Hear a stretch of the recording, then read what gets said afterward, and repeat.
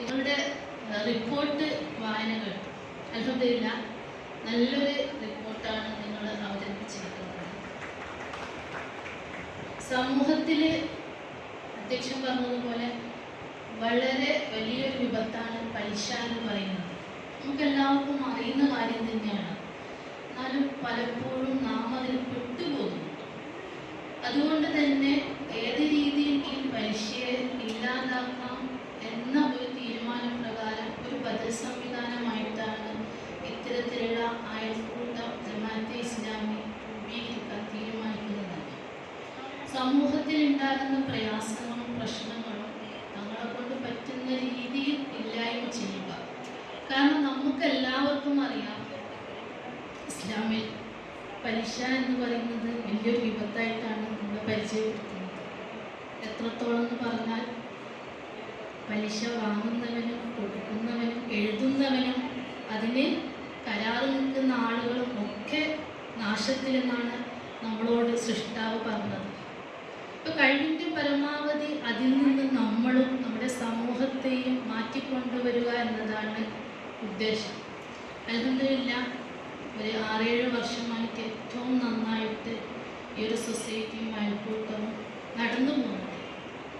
അതിൽ പങ്കാളികളായ നിങ്ങളെല്ലാവരും അത് ഏറ്റവും നന്നായി ഉപയോഗപ്പെടുത്തുന്നുണ്ട് എന്നത് നിങ്ങളുടെ റിപ്പോർട്ട് വായിച്ചപ്പോൾ മനസ്സിലായി. 46-50 ലക്ഷമാണ് ലോണായിട്ട് നിങ്ങൾ എടുത്തിനത്. അത് നമ്മൾ പുറത്തുനിന്ന് എടുക്കുന്നെങ്കിൽ ചിന്തിച്ചു നോക്കിയാൽ നമ്മൾ എത്ര പലിശ കൊടുക്കേണ്ടി വരും അല്ലേ? പക്ഷേ ഈ നിക്ഷേപം 30 ആണ് ഒരു വർഷത്തിൽ കാണിക്കുന്നത്. ഏതൊരു രീതിയിലാണോ നാം തന്നെ അറിയാതെ മറ്റുള്ളവർക്ക് നാം സഹായകരമാകുന്നത് എന്നുള്ളത് നിങ്ങൾ ചിന്തിക്കണം. നിങ്ങൾ അറിയാതെയാണ് നിങ്ങളുടെ പൈസ അല്ലേ വേറൊരാൾക്ക് പലിശരഹിതമായിട്ട് കിട്ടുന്നത്. അതറിയുന്ന ഒരു സൃഷ്ടാവ് നമുക്കുണ്ട്. നമ്മൾ ചെയ്യുന്ന നന്മ അറിയുന്ന ഒരു റബ്ബ് നമുക്കുണ്ട് അല്ലേ? അപ്പം അതിൻ്റെ അനുഗ്രഹം എന്തായാലും ഉണ്ടാവും, നമ്മളിലേക്ക് ഉണ്ടാകും. പലിശയായിട്ട് ബന്ധപ്പെട്ട് നിൽക്കുന്ന ആളുടെ അവസ്ഥ എന്ന് വെച്ചാൽ അവരൊരിക്കലും നന്നാവുകയില്ല, അവർ നാശത്തിൽ പെടും. പക്ഷെ നമ്മൾ ചിന്തിച്ചു നോക്കിയാൽ അറിഞ്ഞുകൊണ്ട് നമ്മളത് വേണ്ടാന്ന് വെച്ച് കഴിഞ്ഞാൽ അതിൻ്റെ അനുഗ്രഹങ്ങളും അതിൻ്റെ സഹായവും നമുക്കും നമ്മുടെ കുടുംബത്തിനും സമൂഹത്തിനും ഒക്കെ ഉണ്ടാകും. അപ്പോൾ നിങ്ങൾ അറിഞ്ഞോ അറിയാതെയോ നിങ്ങളെ നന്മയിലേക്ക് കൊണ്ടുവരുന്ന ഒരു പ്രവർത്തനം കൂടിയാണ് എന്തെന്ന് അയൽക്കൂട്ടം സൊസൈറ്റിയും ചെയ്യുന്നത്. ഇടയ്ക്കൊരു മുഷിപ്പും വെറുപ്പൊക്കെ അഷ്ഫാഖിൻ്റെ സ്ട്രിക്ട്നെസ്സിൽ നമുക്ക് വരുന്നുണ്ട്. ഞാൻ പറഞ്ഞില്ലേ, ഞാൻ ചെറുക്കര സോണിലൊക്കെ ഉള്ള ആളാണ്. പക്ഷേങ്കിൽ അതൊക്കെ നമ്മളെ കൊണ്ടെത്തിക്കുന്നത് നന്മയിലേക്കാണ്. നമ്മൾ ചിന്തിക്കുമ്പോൾ എന്താവില്ല, വലിയ പ്രയാസം തോന്നില്ല. ഇപ്പം തന്നെ ഒരു അയൽക്കൂട്ടം, പലിശ ചെയ്ത അയൽക്കൂട്ടം എന്ന നിലയിൽ നിന്ന് നിങ്ങൾ വളർന്നിട്ട് നിങ്ങൾ എത്രത്തോളം എത്തിയെന്ന് നിങ്ങൾക്ക് മനസ്സിലാകുന്നുണ്ടാവില്ല. പക്ഷേ ദൂരെ നിന്ന് നിങ്ങളെ കണ്ടുകൊണ്ടിരിക്കുന്ന നമുക്ക് ചെയ്യുന്നുണ്ട്. നിങ്ങൾ ആനിവേഴ്സറി ടീമായി നിങ്ങൾ വലിയൊരു പരിപാടി എന്താ പറയുക ഓർഗനൈസ് ചെയ്തു, സ്റ്റേറ്റിലൊക്കെ പോയി പലതരത്തിലുള്ള കഴിവുകൾ നിങ്ങളുടെ പുറത്തിങ്ങനെ വന്നുകൊണ്ടിരിക്കുകയാണ് ഒക്കെ അല്ലേ? ഒരു 6-7 കൊല്ലം മുമ്പ് അയൽക്കൂട്ടത്തിൽ വരുന്നതിന് മുമ്പ് ഇങ്ങനെ ആയിരുന്നു. അപ്പം അത്തരത്തിൽ ഒരുപാട് കാര്യങ്ങൾ ഇപ്പോൾ വായനാ ദിനത്തോടനുബന്ധിച്ചിട്ട് ഇനി വായനയും കൂടി നമ്മൾ തുടങ്ങുന്നതായിരിക്കും. അപ്പം ഏത് രീതിയിലാണ് നമ്മൾ വളർന്നു വരുന്നത് എന്ന് നമ്മൾ പോലും അറിയാതെയാണ് എന്ത് ചെയ്യുന്നത്, നമ്മളെ ഈ സൊസൈറ്റിയും ഈ അയൽക്കൂട്ടവും പല രീതിയിൽ വളർത്തിക്കൊണ്ടുവരുന്നത്. അപ്പം ഈ രീതിയിൽ സമൂഹത്തിൽ ഒരുപാട് നന്മ ചെയ്യുക എന്ന ഉദ്ദേശത്തോടു കൂടി ജാതി മത ഭേദമന്യേ സേവന പ്രവർത്തനങ്ങളും സാമൂഹ്യ പ്രവർത്തനങ്ങളും ചെയ്തു വരുന്ന ഒരു സംഘടനയാണ് ജമാഅത്തെ ഇസ്ലാമി ഹിന്ദ്.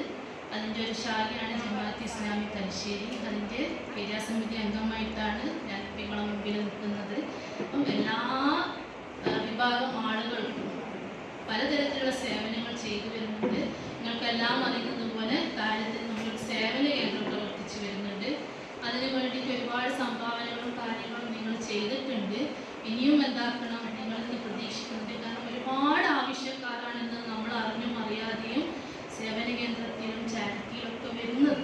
നമ്മൾ നമ്മുടെ ജീവിതത്തിൽ മാത്രം ഒതുങ്ങി നിൽക്കുമ്പോൾ ചിലപ്പോൾ നമ്മളെന്താകുന്നില്ല, മറ്റുള്ളവരുടെ പ്രശ്നങ്ങൾ അറിയുന്നില്ല. പക്ഷെ ഇപ്പം അയൽക്കൂട്ടം സോണൽ ലീഡേഴ്സിനൊക്കെ ഒരുപാട് പ്രശ്നങ്ങൾ അറിയാൻ പറ്റുന്നുണ്ട് പല അയൽക്കൂട്ടങ്ങളുടെയും.